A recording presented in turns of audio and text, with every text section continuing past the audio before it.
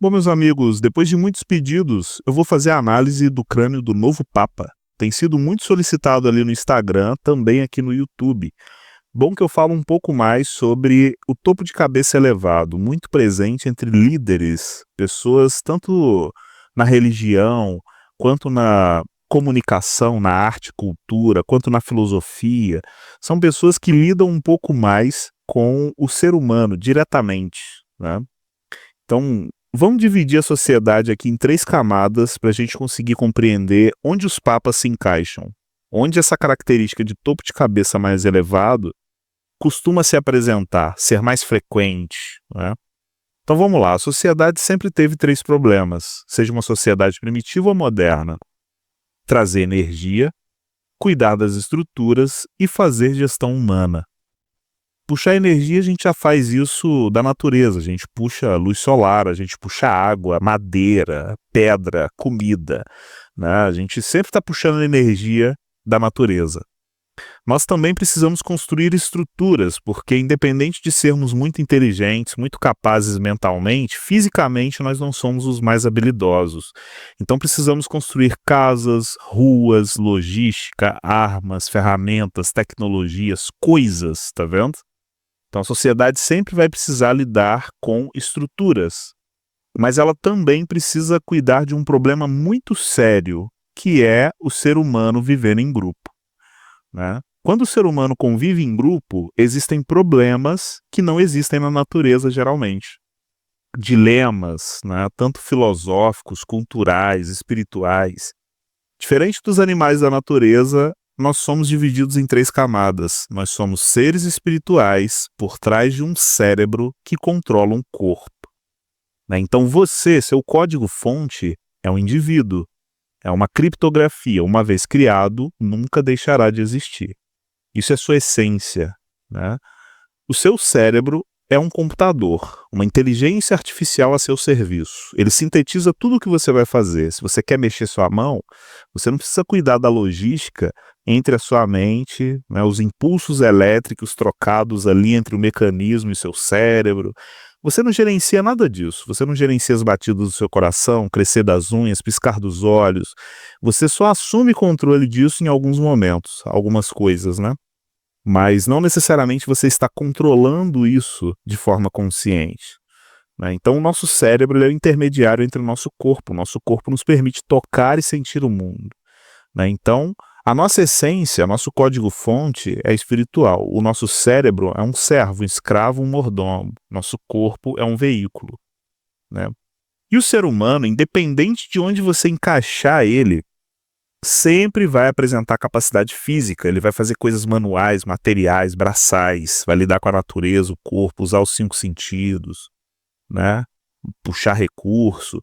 O ser humano também vai apresentar capacidade lógica. Ele vai começar a estudar a matéria em profundidade, entender as coisas um pouco mais em detalhes, né?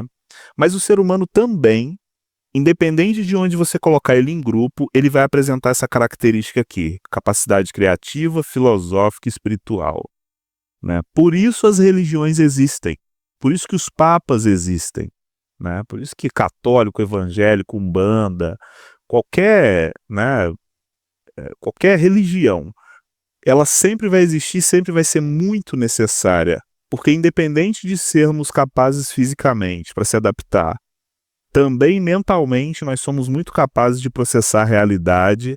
Nós temos o fator espiritual. E isso aí é uma coisa que a ciência não consegue explicar muito bem.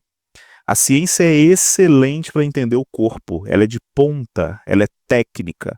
Hoje você pode pegar uma inteligência artificial e estudar o corpo humano, né, de forma técnica, que você vai entender todos os detalhes que estão ali, como as coisas funcionam. Isso é muito bem difundido hoje. Quando se fala da mente humana, já estamos falando de algo que, em parte, a ciência conhece muito bem, em parte, tem muito a conhecer. E quando estamos falando da parte espiritual do ser humano, ali a ciência é como um bebê engatinhando. Ela está começando a entender, né?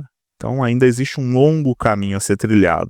Mas fato é que, independente de a ciência entender ou não a espiritualidade, as religiões sempre existiram. Elas são uma manifestação interna, porque somos seres espirituais por trás de um cérebro que controla um corpo. A espiritualidade, a religiosidade nunca vai desaparecer do ser humano. Você pode destruir ela numa sociedade, ela vai aparecer em outro lugar. Ela vai se manifestar, as pessoas vão se rebelar, alguma coisa vai acontecer, mas nunca isso vai desaparecer. Isso, onde houver humanos convivendo, também ali vai haver espiritualidade. Por consequência, líderes espirituais. Né? O ser humano sempre se organiza dessa maneira, o ser humano nunca vive aleatoriamente, ele sempre tem pessoas que vêm de cima, pessoas que são mais técnicas, né? E pessoas que são mais executivas. Então os papas, eles são aquele perfil mais ligado à liderança, né? Criatividade, filosofia, espiritualidade. Os papas não precisam ser os melhores fisicamente, eles também não precisam ser os caras mais lógicos, mas eles transitam muito no campo das ideias. Então uma característica muito comum que você vai perceber nos papas é topo de cabeça elevado. Geralmente o crânio deles é um pouco mais puxado para cima. Olha que interessante. Enquanto existem pessoas que têm um rosto muito grande, a parte de cima do crânio menor, existem pessoas que têm o rosto menor, a parte de cima muito grande. Né? Então, um exemplo aqui, né, do novo Papa é que provavelmente ele é um cara que mentalmente deve ser muito capaz. Né? Não preciso nem dizer, o cargo que ele está assumindo ali não é um cara que é pouco mental. Na verdade, essas pessoas passam anos da vida estudando não só questões espirituais, questões mentais também, questões filosóficas, né? Buscam entender a sociedade, o comportamento humano, porque no fim o trabalho deles é o quê? Servir ao ser humano. Uma necessidade que nunca vai desaparecer. Assim como você bebe água para sustentar seu corpo, você respira, assim também você estuda para alimentar sua mente, ter mais clareza. E assim também você sempre vai ter o lado espiritual para ser suprido. E os líderes espirituais, eles têm esse papel. Né? Então, os papas, eles estão ali e não é à toa. A religião não está na sociedade humana à toa. Ela sempre vai existir, sempre vai ser uma necessidade básica. Né? Só que é um pouco mais mental, né? Um pouco mais espiritual. Olha que interessante. Então, quando a sociedade está bem estabelecida, ali existem religiões, existem papéis de liderança, como políticos, por exemplo, existem pessoas que lidam com a lei, né? Pessoas que lidam com a cultura, a filosofia, a música, a arte.